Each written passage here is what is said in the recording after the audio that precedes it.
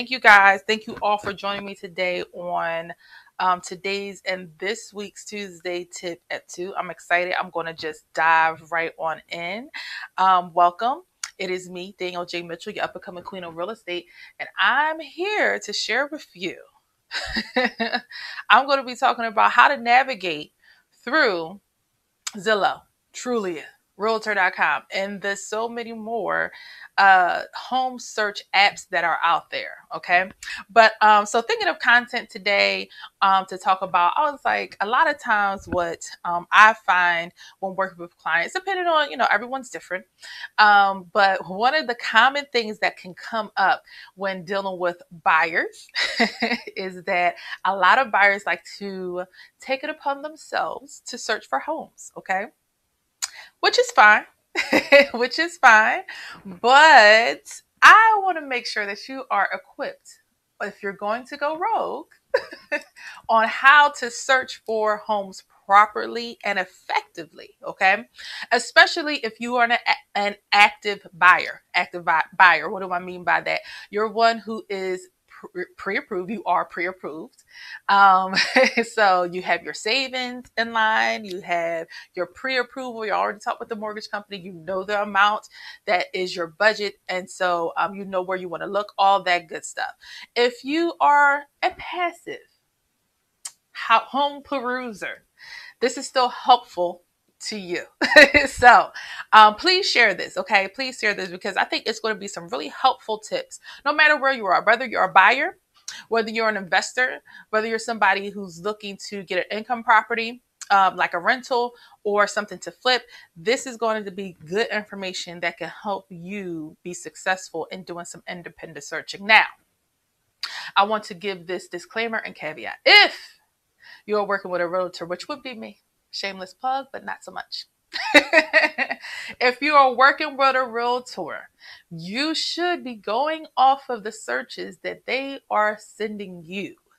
That is the number one thing you should be going off of. Okay. You should. Now, if the home searches, maybe you want the criteria adjusted for what you're looking for, then of course, let your realtor, me hopefully, know that, hey, I'm kind of looking for something like this, not that, you want to, if you want to get a bit more detail and specific as to what you're looking for, then that's great. Now, I may say, or your realtor may say, one of these things, like, listen, we're riding in the search a little bit because of your budget, right? Of course, the more budget you have, depending on the area that you're looking in, you may have a bit more liberty. You may be able to get a bit more specific in what you're looking for. If you're working with a tighter budget, excuse me, or the particular area that you're looking in, it's just very low inventory, then we might have to cast a wider net, okay, in the criteria. So those are things to consider. And let's get into it. Excuse me. I need something to drink possibly. So when you're on Zillow is awesome sauce, right? For those of you, if you're not on the Bright MLS. Now, I want to be very clear. The Bright MLS, which I have talked about this before, is pretty much where most listings are going to be. I'm not going to say all, and I'm going to tell you why I'm not going to say all. But that is where most listings are going to be. It has the most up-to-date information. As a licensed professional, every change I need to make is going to go through what is called the MLS, Multiple Listing Services, okay? No matter where you are in the country. Every region has an MLS. Every realtor has access to that, okay? So you really want to go off of that. But again, if you're one who is either passively looking at homes or you are an active buyer, but you like to kind of take the bull by the horns yourself and be a little independent, I want to equip you on how to not waste your time and getting excited about a house that you see, nor waste your realtor's time trying to look for a house that has already been taken off the market. All right. So here we go. Let's dive right on it. I just put in a random zip code. Okay. Random zip code. I put in 191 46, which is the section of the city. Universe, gosh, it escapes me, guys. Don't kill me. Graduate hospital area of the section of the city. I remember. All right. So when you go on here, you see there are plenty of homes on here. Okay. But let's go over here to for sale. Okay. So you see here by agent. Typically, 9 times out of 10, that means that it is listed on the MLS. So again, these are homes that you should be getting. If you're not getting them for some reason, it might be out of your price range. That's in the criteria that's being sent to you, or some other reason. Okay. But if you see that maybe you go on here, maybe it's like, I'm not seeing these homes and these are in my price range, and that's when you can talk to me or whomever you're working with. Okay. So you'll see on here 4 hours ago. That's great. Looking at homes that have been gotten on the market very soon. If you see something like, let's look at another website. You'll see on here open house Sunday. I think this is the same area. Okay. You see on here new. You see new. Boom, boom, bam. That's a good thing. When you see stuff that says new on here 4 hours, those are things that you want to look for. Okay, guys? I didn't mean to hit that, guys. Okay. Didn't mean to hit that. So again, we're talking about by agent. By agent. Now, let's look at some of these others. We're going to look at foreclosed. Okay, foreclosed. That little thing here. That means those are houses that are being foreclosed on. Okay. Stay away from those if you are an active buyer. Unless you're an investment person or somebody who really wants to tackle a foreclosure, it's something, and that's just something that you want to do. I've talked about foreclosures. Go into my playlist to check out more in regards to foreclosed home, and if you want to be a person who goes after that kind of homes. Pre-foreclosure. That means that these are people whose homes who have just simply fallen behind. Okay, simply falling behind their payments. They're not being foreclosed on as of yet. They are at risk. So at any point, that changes. That those list of homes change very frequently because especially during the quarantine pandemic, COVID-19, some people have fallen behind on their payments and stuff like that. But we'll catch up. So again, stay away from that. So again, foreclosure, auction, same kind of concept. Real estate owned property, something at the auction. Okay, sheriff sales. Okay, those kinds of properties. All right. Now, here's another one. Pending under contract. This is a huge one. A lot of people, and let's just bring up some pending under contracts. Okay. Realtor.com, another popular one. You'll see something like pending. Okay. See it right here, pending. You'll see contingent. You'll see sell pending. You'll see under contract. All of those means that all of those definitions are, it is under contract. I talked about what under contract is previously. Go to my archives. Under contract meaning somebody has put an offer on the house. Okay. It is no longer available for you to purchase at this time. Now, if that falls through, then sure, it'll go back. They'll remove that pending, contingent, under contract, all that stuff. It'll be removed and it'll just, come back however. Okay. So anytime you see pending, it could be at the top. It could be at the bottom. If you click on it, you see pending, contingent, under contract, sell pending.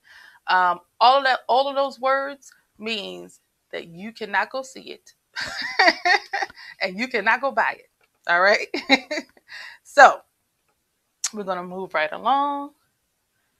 And so backup offers on Zillow, that falls under the lines of wholesaling a little bit. So I don't want to go, that's a rabbit hole. I don't want to go fully into those, but just to let you know, that's more like wholesaling. That means something is under contract, pending, contingent, but they're accepted other offers. If you can kind of outbid them, they'll probably take yours. Okay. So another thing I want to talk about, price range fails. Okay, I'm talking about all the negative stuff first. All the negative stuff. Price range fails. So a lot of times you'll look here and you'll see, oh, the estimated worth of this property is it's for sale for $310,000. The Z estimate is $310,001. That may or may not be accurate. A lot of times it is not. But that is why you work with a real estate professional to let you know what the comparative market analysis is, CMA. And again, we can talk more about that another time, or you can look at my archives where I talk about that. So when you go down here, I want to talk about monthly costs. So you'll see monthly costs. Now, this monthly cost, estimated monthly cost, it's not very accurate. Why? Mortgage insurance is missing. What's that? PMI. Okay? PMI. If you put down less than 20%, for your down payment for your mortgage, you are going to pay a PMI. Okay? You're going to pay that. So that should not be a 0. So this is wrong. Now you might want to bump this number. Instead of it being 1372, it probably will wind up being, 1572, 16, right? And we also don't know what interest rate they're using. Okay? We don't know what interest rate that they're using. You have homeowners insurance. That can change. That homeowners insurance. All right? So looking at this monthly estimated cost, I don't want you guys to get in trouble. I do not want you to get in trouble looking at that and thinking, yeah, for sure, I can, I can afford this. This is going to be great. So don't get yourself in trouble. Do not fall for it. Okay. Now, what I'm going to talk about, here are the positives.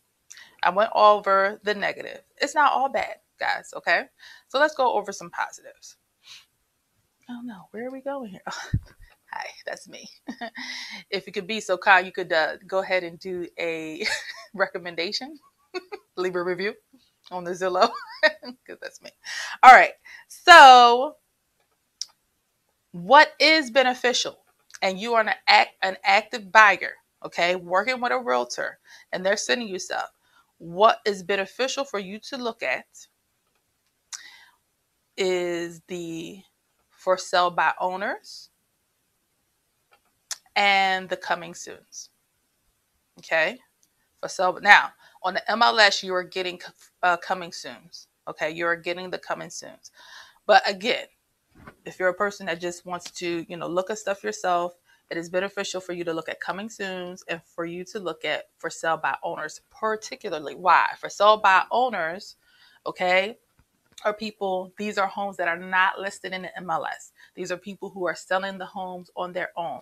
They could be investors, they could be property management companies, whatever they are, for whatever reason. They're not working with a realtor.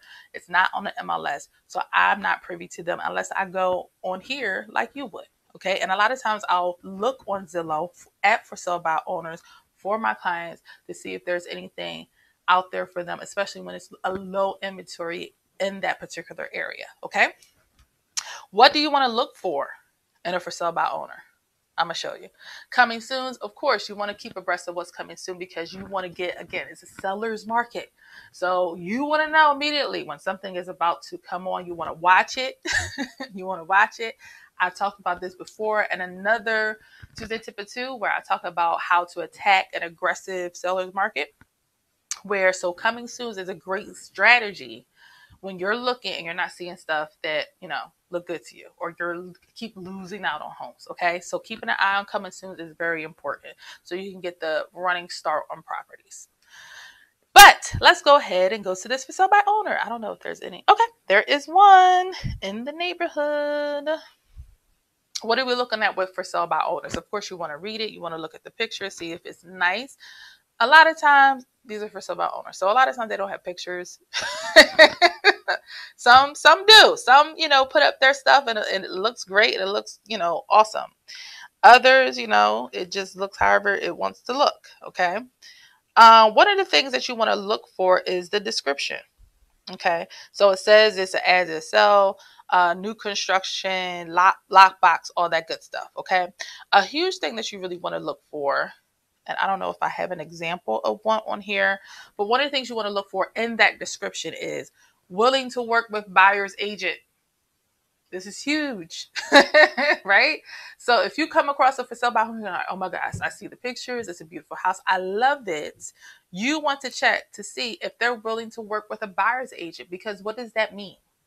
That means they are willing to pay the commission of me, right? Now, if you sign up with me, you know, typically you're not going as a buyer, you're not paying my commission, right? However, if you find a for sale by owner and that for sale by owner is not willing to pay me as the buyer agents represent you, and you still want me to represent you, you have to consider that you will have to pay my commission, right?